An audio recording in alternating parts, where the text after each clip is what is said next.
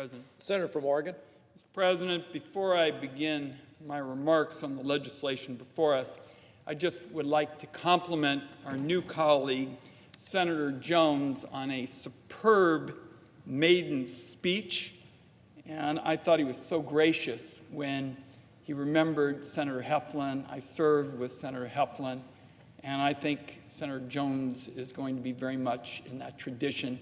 And I just want to take a quick minute and commend our new colleague for launching his time in the Senate in an extraordinary way. Mr. President, I call up amendments number 2212 and 2213 as provided for under the previous order, and I ask that they be reported by number. Without objection, the clerk will report the amendments by number. The senator from Oregon, Mr. Wyden, proposes amendments numbered 2212 and 2213 to H.R. 1865. Mr. President.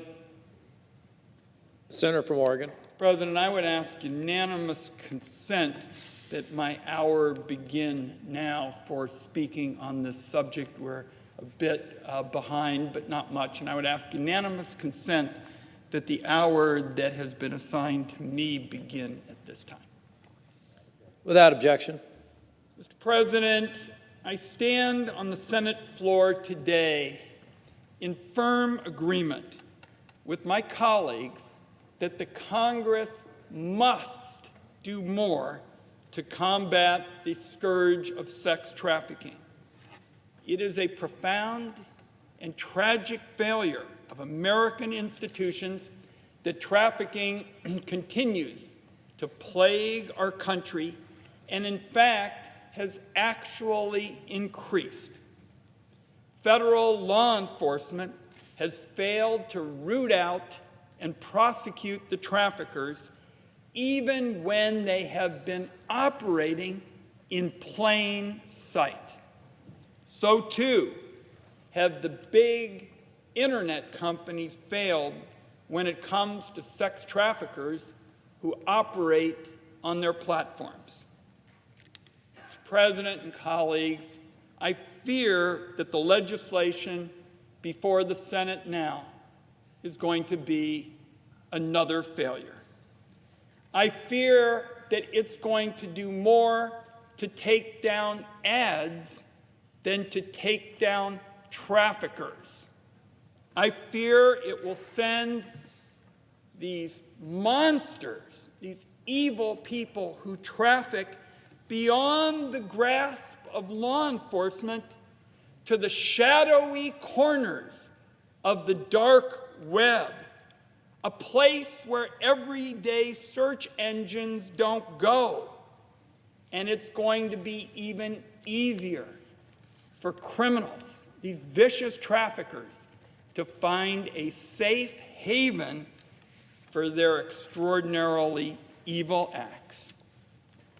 Now, Mr. President, in many respects, this debate mirrors one the Congress went through a little bit more than 20 years ago. Back then, I think it'd be fair to say not a whole lot of senators knew much about the internet. In 1995, this body had a laudable goal. The Senate said it wanted to protect kids from accessing pornography online. But the results of those good intentions was unfortunately a bad policy, a policy called the Communications Decency Act of 1996. Behind that policy was a fundamental misunderstanding of both the architecture of the internet and the modern application of the First Amendment. The law didn't just go after those targeting pornography to minors. It took speech that was legal in the real world and made it illegal online. And it produced a paradise for the legal trickster, creating new ways to sue over speech and adversely affecting scores of Americans, medical providers, artists, writers of literature, and more. As should happen with poorly written policy, all but one part of the Communications Decency Act was struck down by the Supreme Court. The one piece of the law left standing was Section 230, which I was the co-author of with former Congressman Chris Cox. And what Section 230 was all about was laying out the legal rules of the road for the web. There were innovative new businesses, and they were sprouting all over, novel forms of communication and media, and they were all connecting and informing people in new ways. But it seemed clear that a quick way to strangle this promising set of developments in their infancy was for these companies, these new companies, to be held legally liable for every piece of content that users posted on their platforms. Now, when Section 230 was written, nobody could have foreseen all of the effects. But here's what we did know back then. First, we wanted small businesses to start out focusing on hiring engineers, developers, and designers rather than worrying about how they had to hire a team of lawyers. Second, we wanted to make sure that internet companies could moderate their websites without getting clobbered by lawsuits. I think Democrats and Republicans here would agree that that's a better scenario than the alternative, which means websites hiding their heads in the sand out of fear that they'd be weighed down with liability. Third, we wanted to guarantee that bad actors would still be subject to all the federal laws. Whether the criminals were operating on a street corner or online wasn't going to make a difference, and we were determined to state that explicitly. Fourth, we wanted to protect the internet from the whims of state and local legislators. This body has the authority to regulate interstate commerce, and I would ask any of my colleagues to offer up an example of how something could be more interstate than the internet.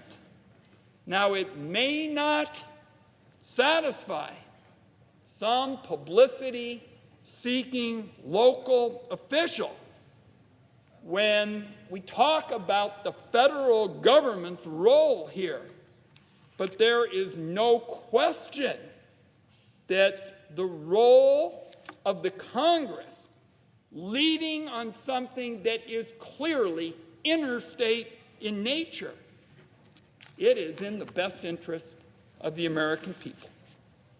For the most part, the framework worked better than I ever imagined it would.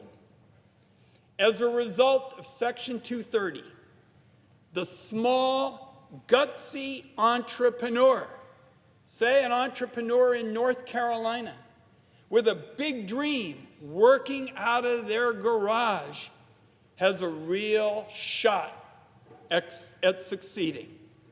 Marginalized groups of vulnerable Americans have a better opportunity than ever to make their voices heard because of Section 230. Small nonprofits have the ability to take their causes nationwide. One scholar, David Post, even wrote that the 230 law created $1 trillion worth of economic value in the private economy. He said, and I quote, "It is impossible to imagine what the internet ecosystem would look like today without it," he said. My wife saw that article looked at me and said, "Well, dear, even a blind squirrel occasionally finds an acorn." But setting aside spousal kidding, to illustrate why the protection that comes from Section 230 is so important, I'm going to turn next to what things would be like without it. Imagine if you're starting a forum site dedicated to discussing knitting. Now, if ever there was a topic that sounded drama-free, that would be it. But suppose somebody goes on the site and shares a pattern they didn't have the right to share. Suddenly, your website is facing a copyright infringement lawsuit. Maybe the controversy, knitting versus crocheting, gets overheated and the users start trading barbs. Suddenly, you have people slinging defamation suits at your itty-bitty forum host. Then somebody's injured by automatic needle threader that they read about in a comment thread. Suddenly, you're a co-defendant in a liability suit, all because you didn't have the protection of Section 230. Now imagine how hard it would be to launch a platform that's open to discussion of any topic when even the simplest, most narrowly focused website on the net can become a magnet for lawsuits.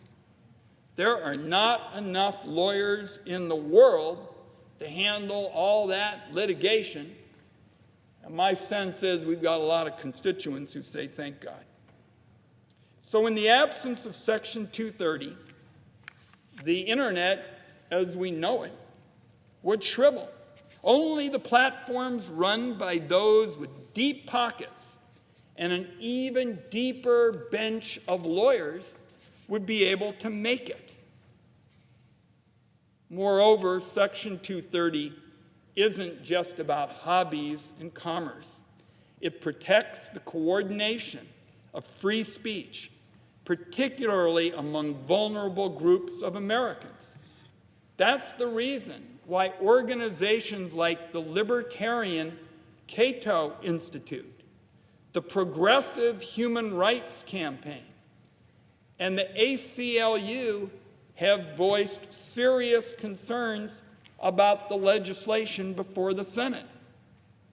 You sure don't see those three groups lined up side by side very often. But they're here now, and it is because without the protections of Section 230, civic organizations exercising their right to free speech could be cowed by their more powerful political opponents.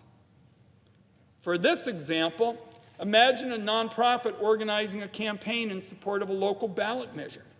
They use social media to build awareness and promote upcoming rallies and events with online discussion boards.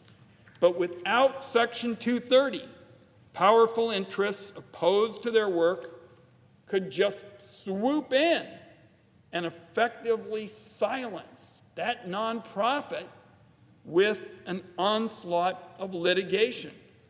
Hostile individuals could pose as supporters and make comments on the nonprofit's website that would expose the group to liability suits. I think it's pretty obvious there would be an enormous chilling effect on speech in America. Mr. President, now I ask unanimous consent to enter into the record the statements from the Cato Institute and the ACLU opposing the legislation before the Senate now. Without objection. Mr. President, the fact is that Section 230 was never about protecting the incumbents. I've spent my time in public service taking on a wide array of powerful, established interests. And when I wrote this policy, I never envisioned a Facebook, but I did hope it would give the little guy and their startup a chance to grow into something big. And the bottom line, the central point here is it worked. But now, despite the fact that Section 230 undergirds the framework of the internet as we know it today, there's a significant effort underway to try to take it down, to collapse it. That is largely because the big internet companies, the biggest ones, have utterly failed to live up to the responsibility they were handed 2 decades ago. And I'm going to explain exactly what I mean. For these companies, these big companies, Section 230 is both a sword and a shield. It offers protection from liability, but it also gives companies the authority and, more importantly, the responsibility to foster the sort of internet Americans want to be proud of. In years of hiding behind their shields, these big technology companies have let their swords go to rust. The companies, too many, have become bloated and uninterested in the larger good. And when they've taken positive steps, as Wikimedia has, for example, their practices haven't been adopted by their peers. I'm going to describe one case study reported last week by the tech news website Motherboard. In 2012, the website Reddit, on which individuals form communities where they share and discuss content, cracked down on users posting non-consensual photos of women. These have come to be known as the creep shots. But the website Tumblr did not sufficiently police the same inappropriate content, so these reprehensible communities simply relocated from Reddit to Tumblr, and so this creep shot problem lived on. That's how easy it was for the creators of vile content to move from one platform to another. Supreme Court Justice Potter Stewart famously observed that he couldn't define hardcore pornography, but he knew it when he saw it. And Congressman Cox and I may not have known exactly what content we intended for sites to be able to take down when we wrote Section 230, but I sure know it when I see it. Far too often, the big internet companies refuse to know it even when they see it. Huge amounts of what populates social media networks each day is every bit as destructive and socially corrosive, if not more so, than the pornography at issue in that famed Supreme Court case. It's the creep shots, the sex trafficking ads, the conspiracy videos about school shootings, and anti-vax nonsense. Nonsense that endangers the public health and more. Now, the tech giants state that no one could track the millions of posts or videos or tweets that cross their services every hour. Mr. President, nobody is asking them to do that. Nobody. Section 230 means they're not required to fact check or scrub every single post or tweet or video. But there have been far too many alarming examples of algorithms driving vile, hateful, or conspiratorial content to the top of the sites millions of people click on every day. Companies seeming to aid in the spread of this content as a direct function of their business models. It's perfectly reasonable to accept some greater responsibility from these giant, multi-billion-dollar corporations that were able to thrive as a result of protection that they were guaranteed by law. That was the idea behind Section 230. That doesn't carry any obligation to suppress free speech, but it is definitely about being a responsible citizen, a responsible member of the community. Sites like Facebook, YouTube, and Tumblr constitute the entire internet for millions of users who click through the same group of sites every single day. They have an undeniable role to play in fostering a civil environment.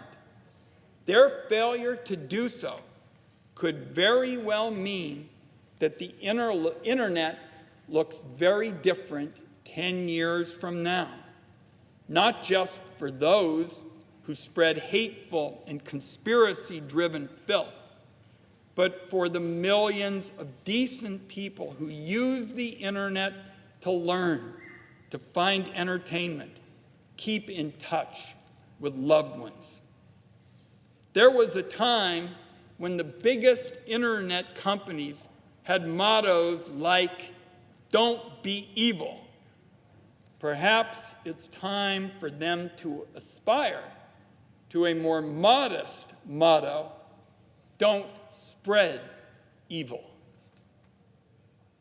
But with all that said and done, it's not just the internet companies who failed to properly respond to the challenges of our times. When it comes to sex trafficking, which is the underlying issue the Senate works on today, our country has failed the victims at almost every level. For example, the Justice Department could have and absolutely should have investigated the website Backpage years ago for its role in promoting sex trafficking. But the fact is, the federal government fell down on the job. Backpage's activities were no secret. So in the absence of action by the Department of Justice, a Senate subcommittee led by our colleagues, Senators Portman and McCaskill, conducted their own investigation and subpoenaed key documents. Among those documents were emails that appeared to show that Backpage was actively working with sex traffickers to create advertisements. That meant that Backpage was not due protection under Section 230. In fact, a lawsuit in Boston was given the go-ahead based on that precise finding. And it has been widely reported that the Justice Department now has its own investigation underway, although it's coming years and years too late. This should have happened eons ago, and it is only one example of where the government's efforts have fallen short. Now, following what I have described, the twin failures of the big technology companies and federal law enforcement, this body is responding to a very serious moral challenge with flawed policy changes. In my view, the legislation before the Senate will prove to be ineffective. It will have harmful, unintended consequences, and it could It could be ruled unconstitutional. Now, Mr. President, I take a backseat to no one when it comes to policies that fight the sex traffickers, bring them to justice, and help the victims of their hideous crimes. I have used my position on the Senate Finance Committee to be one of the authors of laws to support victims and provide ongoing funding paid for by those convicted of crimes against children. I've worked with our colleagues, Senator Cornyn, Senator Portman, Senator Klobuchar, to write laws to improve the child welfare system to help prevent kids from becoming victims in the first place. I put my record up against any member of this Congress when it comes to passing laws that, while definitely not going far enough, began the effort to provide the tools to fight this scourge. But the bill before us today is not going to stop sex trafficking. It's not going to prevent young people from becoming victims, and I'm going to describe why that's the case. First, as I mentioned earlier, the Department of Justice takes the view that an important provision of the bill is unconstitutional. In my judgment, that's another issue that Congress ought to address before sending a bill to the President's desk. But instead, it just looks like everybody says, we'll drive it through as is. Second, and this is an astounding development, the legislation before the Senate is going to make it harder, not easier, to root out and prosecute sex traffickers.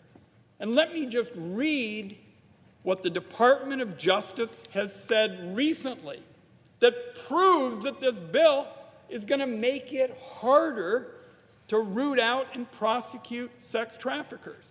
The Department of Justice recently said that this legislation would, and I quote, effectively create additional elements that prosecutors must prove at trial. Colleagues, I would just say that you're heading in the wrong direction if you have legislation that would raise the burden of proof in cases against sex traffickers. Imagine that, with nationwide concern about the evil of sex trafficking. The Department of Justice has said that this bill would actually raise the burden of proof in cases against sex traffickers. The Department of Justice wrote a letter to Chairman Goodlatte of the House Judiciary Committee that lays out the concerns I've just described. I ask unanimous consent, Mr. President, to enter the Justice Department letter into the record. Without objection. Mr. President, that is not the only problem when it comes to enforcing this law. The bill before the Senate is focused on taking down online advertisements, not on catching criminals or protecting victims. Taking down the ads doesn't mean that the pimps and predators say, oh, good, we've seen what the Senate is doing, we're now going to start following the rules. When the ads come down, colleagues, the criminals will go as fast as they can to the darkest corners of our society. Instead of stopping trafficking, the bill is going to push it to the dark web, the dark alleys, overseas, the dark web which you can't get to with traditional search engines. Career federal law enforcement officers, the expert investigators, are the people who know how to root out the traffickers under these circumstances. They've got expertise that state and local enforcers don't have. So my view is, by handing new authorities to local officials, the bill moves in the wrong direction. In my view, the right approach is to make sure that career, expert federal law enforcement officers and investigators have the resources they need to get the job done. One of the amendments I will be offering today provides $20 million a year for 5 years to the Attorney General to spend in coordination with the FBI and Homeland Security to investigate and prosecute those that criminally facilitate sex trafficking. Bottom line, if senators want law enforcement to do a better job of stopping those like Backpage, my amendment gives the right people the resources they need to bring these monsters to justice.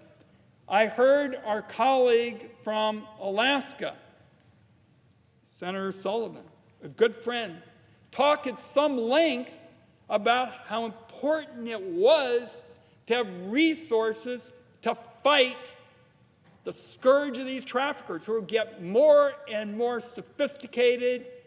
They're gangs, they're people who are very clever at staying out in front of the law. When they're in the dark web, it's going to take resources to fight them and put them behind bars.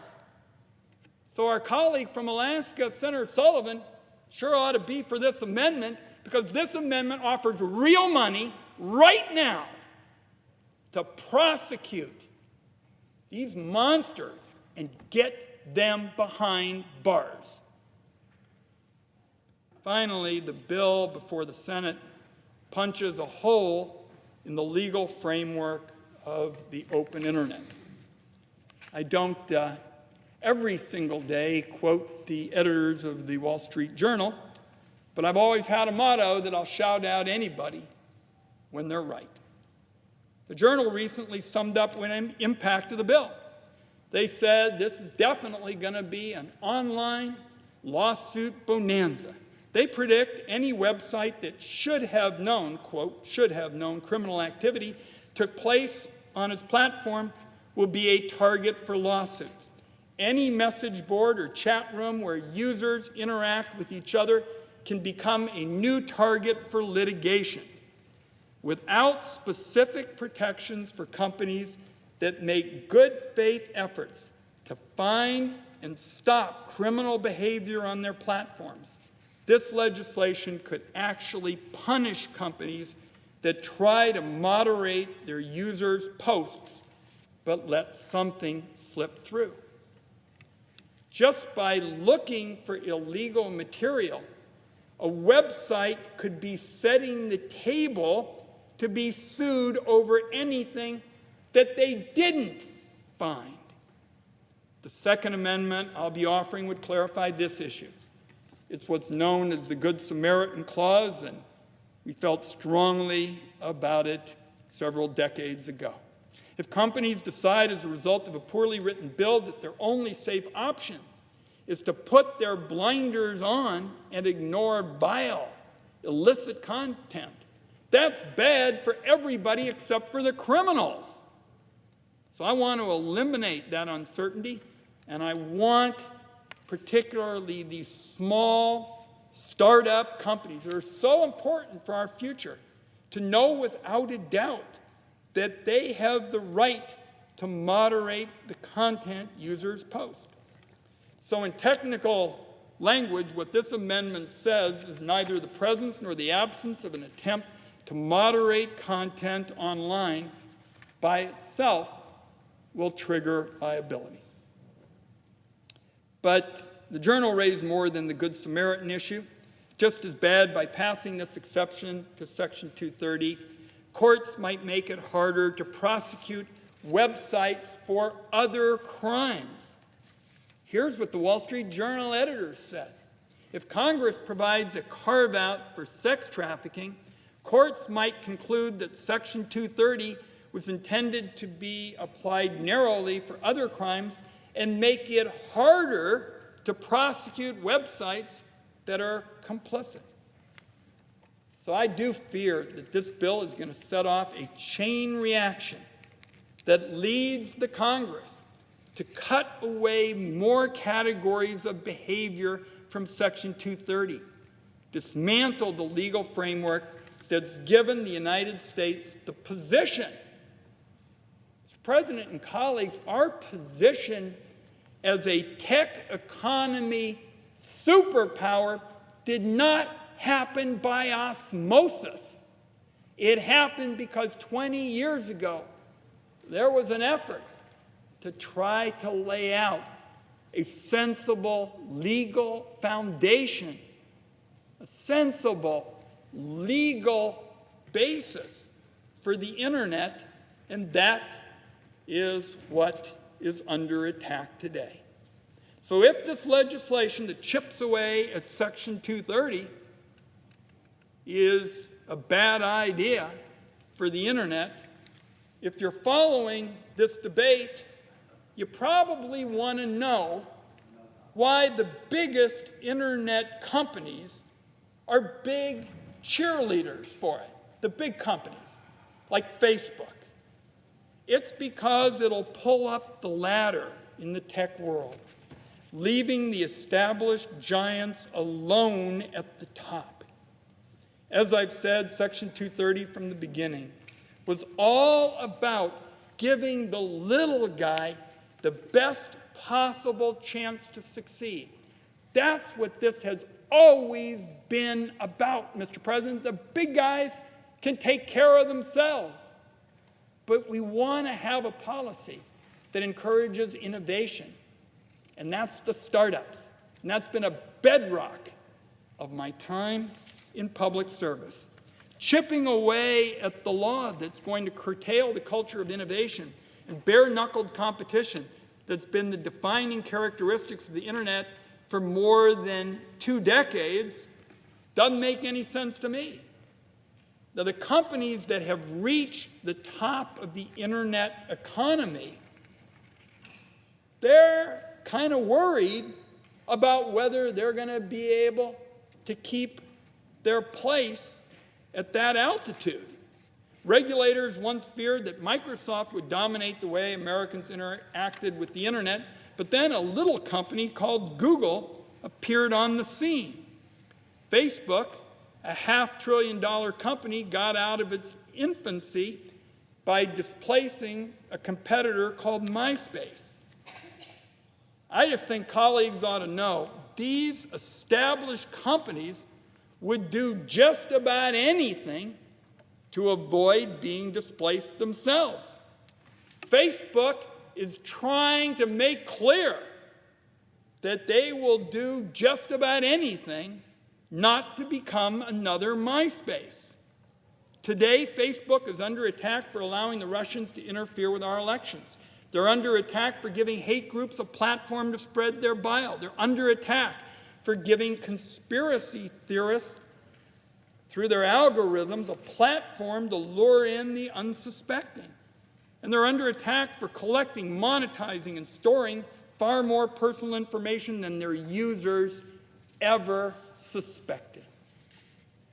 It's a great tool for connecting with family and friends, but it's also something a small team of well-caffeinated coders could duplicate and improve on in terms of its functionality without a lot of difficulty and without some of the baggage Facebook has picked up over the last 6 months. So, how do they stay on top? One way is to acquire the competition. Young people always tell me nobody under 30 uses Facebook. The new generation certainly uses Instagram. They might not even know that it's part of the same mega company bought out by Facebook. But you can't buy everybody. So then you go to the oldest trick in the book. Make it harder for new companies to get in the game. You don't have to compete if there's no competition. And that's where this legislation comes in. If internet startups are no longer protected by Section 230, and they're exposed to the threat of near constant litigation, it's going to be a lot tougher for them to secure injections of funding and grow. Fewer venture capital firms will be willing to risk their deep pockets if their early round investments are swallowed up by legal fees instead of paying for coders. But in the eye of the giant established corporations, a world without Section 230 isn't seen as much of a threat. $50 million a year in liability statements for these big companies, drop in the bucket for them. Cost of doing business. And it's an added benefit if the cost is too high for new companies to be able to get in the game. The biggest of these internet companies are trying to hold on to their position at the top with all their might, and they are certainly very interested in using the government to do it. That's been true of a lot of industries before them, and it should come as no surprise that it happens again in the technology area. The Facebooks of the world will tell you how important Section 230 was to the innovation of the last 20 years. Yet there are technology companies like IBM who haven't done a lot of innovating for the last 20 years that want to see Section 230 done away with entirely, for trumped-up reasons. So for business, let's not mistake what this debate is all about. For a lot of these big multinational companies, it's not about right or wrong, it's about dollars and cents. So what does the future hold? As the Wall Street Journal observed, a lawsuit bonanza is in the works. Pretty ironic that a Republican Congress and a Republican president are going to create the biggest new source of opportunities for trial lawyers in decades. For the technology business, this bill means bigger is better. Not better for innovation, not better for consumers, but better for the profits of those lucky enough to have reached the top of the mountain first. It is safe to expect a slew of proposed new exceptions to Section 230. When somebody's injured, they and their families want recourse. But our legal system is woefully bad at delivering justice. It's unfortunately far better at facilitating deals, often unjust deals, because numbers are far easier than doing right. This failure means that a line of injured parties will be petitioning to see the sort of recompense only their member of Congress can provide. For America, Section 230 is very likely the reason we have a multitude of billion-dollar internet employers, and the Europeans have exactly zero. Where companies aren't hiding behind the trade barrier of the Great Firewall or other artificial market forces, American innovation has won out over the rest of the world. I think it is pretty hard to see our country thrive and prosper without the kind of legal foundation I've described today, without these 230 protections. And a whole host of scholars have pointed out this is a unique law in the world.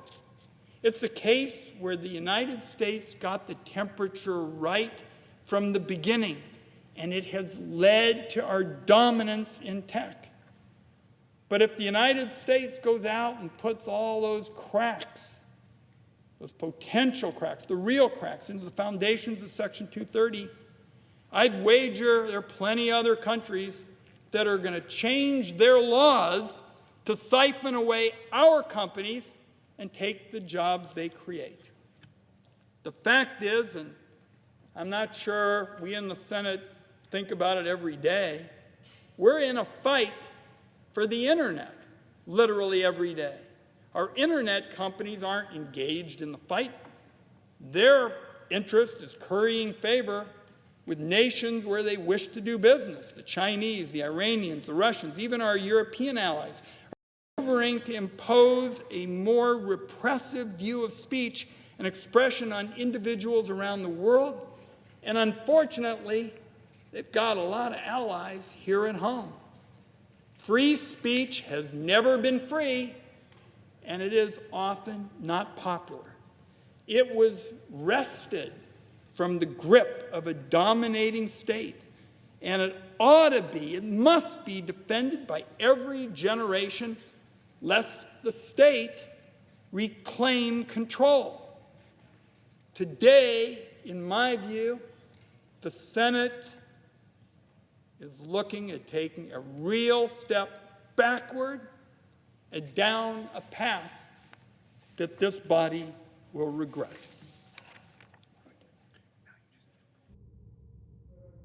Yield the floor.